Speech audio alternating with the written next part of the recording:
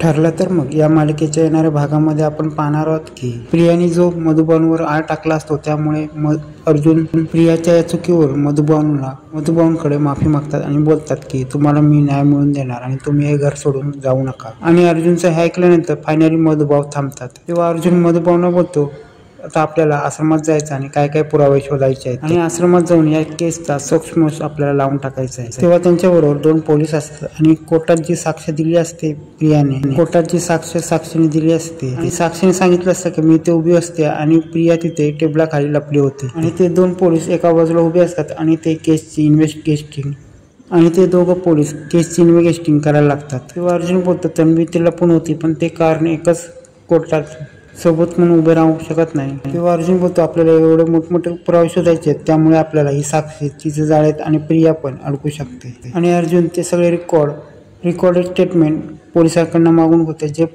Statement Priya आणि साक्षीला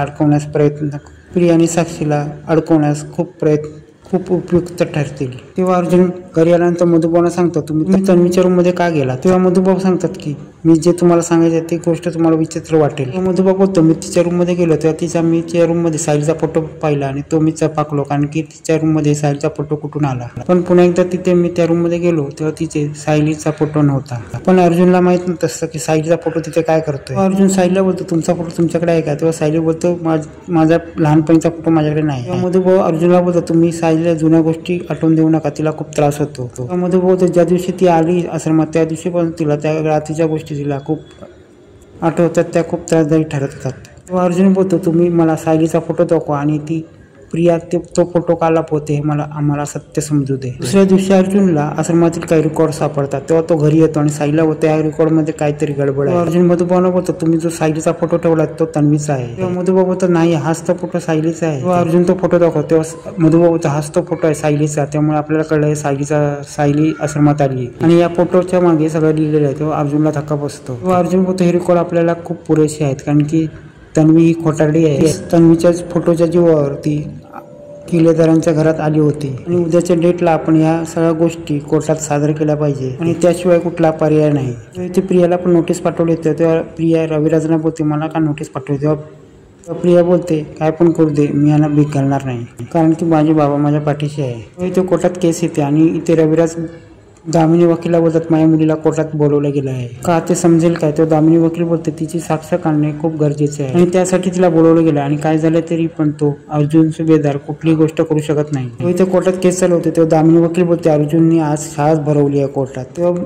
अर्जुन बोलतो मी शाळा भरवली काय माहित नाही पण तुमच्या काय क्लायंटला तुम्ही सोडवलात तुमच्या क्लायंटची सुटका झाली आहे त्यामुळे या केसमध्ये आता खुनाची चौकशी करूया काय दुसरं काहीतरी बोलूया। दामिनी वकील बोलते मी काय खेळ खेळायला आले आता खुनाचीच केस चालली तर खुनाबद्दलच बोलणार ना। अर्जुन बोलतो मला तन्वी किल्लेदारला या कोर्टात बोलवण्यापूर्वी हे डॉक्युमेंट सादर करायचे आहेत आणि आश्रमाचे रजिस्टर वरून हे आम्हाला मिळाले। तेव्हा आश्रमाचे रजिस्टर ऐकून प्रियाला घाम सुटतो। तेव्हा प्रिया जजना बोलते माझा आणि आश्रमाचा आता काही संबंध नाही आहे। अर्जुन बोलतो मला 3 गोष्टी क्लिअर करायच्या म्हणजे तुमचे रेकॉर्डेड स्टेटमेंट तुमच्या आश्रमातील पोझिशन आणि आतापर्यंत तुम्ही तन्वी किल्लेदार बनून जे पण केले ते सगळं। तेव्हा अर्जुन कोर्टामध्ये रेकॉर्डेड स्टेटमेंट ऐकायला लावतो। रेकॉर्डेड स्टेटमेंट मध्ये प्रिया सांगते की मधुबाबूची माझ्या समोर पाठ होती आणि ते विलास समोर बंदूक ताणून उभे होते आणि मधुबाबूंनी विलासवर गोळी चालवली आणि ते मी लपून पाहत होते। तेव्हा अर्जुन जजला सांगायला लागतो आम्ही ज्या ठिकाणी गेलो तेव्हा आम्हाला कळलं की तिथून बसून काय दिसत नाही।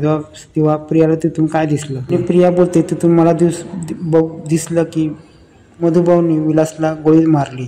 खरं बघितलं तिथून बसून काय दिसत नव्हतं आणि ही गोष्ट कोर्टाने नोंद करावी आणि जी तन्वी बोलते ती साक्ष खोटी ठरावी। ठरवावी। तेव्हा रविराज बोलतात माझी मुलगी खोटं का बोलत। तेव्हा अर्जुन बोलतात मी सिद्ध करेन काय खोटं बोलते ती। ज्या ठिकाणी मधुबाबू उभे होते तो बघा हा व्हिडिओ आणि काल आश्रमातील जो व्हिडिओ रेकॉर्ड केला तो कोर्टात दाखवला जातो आणि ज्या ठिकाणी मी बसलो होतो तिकडचा मी व्हिडिओ बनवला होता आणि जिथून जो हा व्हिडिओ बनवला गेला तिथून काय दिसत नाही आहे आणि काय न दिसल्यामुळे ह्या सगळ्या गोष्टी खोट्या ठरवतात आणि साक्ष खोटी ठरते हे सिद्ध होते। दुसरं बघितलं तर रविराज यांची ही मुलगी बोलतात वात्सल आश्रमातील रजिस्टर अर्जुन कोर्टात दाखवतो आणि बोलतो तन्वी किल्लेदार नाही आहे। दामिनी वकील बोलते ही केस खुनाची आहे पण तेव्हा तन्वी किल्लेदार ही खरी आहे खोटी ह्याचं नाही। त्यामुळे अर्जुन सुभेदार हा माझ्या माझ्या आशिलेला अडकवण्याचा प्रयत्न करत आहे. अर्जुन बोलतो या खुनाबाबतीत संदर्भ आहे, त्यामुळे याच्याबद्दल मला बोलायचं आहे. पण हे ऐकल्यानंतर दामिनी वकीलला तोंड बंद करून बसायला लागतं. अर्जुन प्रियाला सांगतो की तू कोणत्या बेसवरून तुम्ही तन्वी किल्लेदार बनून रविराज यांच्या घरी आला. प्रिया सांगते की मी त्यांची मुलगी आहे आणि माझ्याकडे गाठोडे आहे. आणि ती बाई सांगायला लागली की ही रविराज किल्लेदारांची मुलगी आहे आणि ती माझ्याबद्दल रविराजांना सांगायला लागली. अर्जुन बोलतो मधुकर पाटील काय ते सत्य सांगतील. तेव्हा मधुकर पाटील सांगतात तेव्हा मधु बोलतो कोणती बाई हिला घेऊन आली नव्हती, ही मला एका कपड्यात सापडली होती. पण त्यानंतर ही कशी रविराज किल्लेदारांच्या घरी ती त्यांची मुलगी म्हणून कशी आली मलाच कळलं नाही. पण काल ज्या गोष्टी क्लिअर झाल्या त्याच्यावरून मला समजलं की ही खरी तन्वी नाही. आणि ती जे गाठोडे घेऊन त्या घरात गेली त्या गाठोड्याच्या द्वारे ती तन्वी किल्लेदार म्हणून सगळं सांगायला लागली. आणि जे गाठोडे मी पाहिलं ते गाठोडे मला समजलं की ते गाठोडे तिचे नाही. आणि त्याच्यातील जे पुरावे आहेत ते मी पुरावे घेऊन आश्रमात आलेलो आहे. तेव्हा आश्रमातील रजिस्टर सगळ्यांसमोर दाखवतो तेव्हा सगळे हलबडतात. तेव्हा रविराज पण हलबडतात. तेव्हा मधुभाऊ होतं प्रत्येक वेळी जी एंट्री होते ना त्याची आम्ही नोंद करतो आणि सगळा रेकॉर्ड मेंटेन केला. ज्या पाठी तिचा फोटो आहे त्याचा सगळा रेकॉर्ड त्याच्या फोटोच्या पाठी असतो. तेव्हा अर्जुन सुभेदार बोलतो जज ना की तन्वी किल्लेदार खोटं बोलतायत, मग त्याची साक्ष ही कशी या कोर्टामध्ये ग्राह्य धरायची. त्यामुळे रविराज किल्लेदारांनी पण ह्या गोष्टीचा विचार करावा आणि या गोष्टीचा काय ते ठरवावा. आणि शेवटी अर्जुन कोर्टात सांगतो की या प्रियाने आमच्या मधुभाऊना घरामध्ये फसवण्यासाठी यांच्यावर हार चोरीचा आळ टाकला, पण ते काही सिद्ध झाले नाही. आणि ही प्रिया सगळीकडे खोटारडेपणा करू शकतो. मग या खोटारडेचा साक्ष कशी खरी म्हणावी आणि या सगळ्यावर कोर्टाने लक्ष द्यावं. तो दामिनी वकीलला बोलायला दिलं जातं. तो दामिनी वकील बोलते या केसचं कायच मला माहीत नाही, पण या केसचं मला खुनाचं आणि साक्षीला सोडवायचं एवढंच माहिती आहे. आणि या बाकीच्या गोष्टीच्या स्टडीसाठी मला वेळ द्यावा कोर्टाने, हे मी मान्य करते.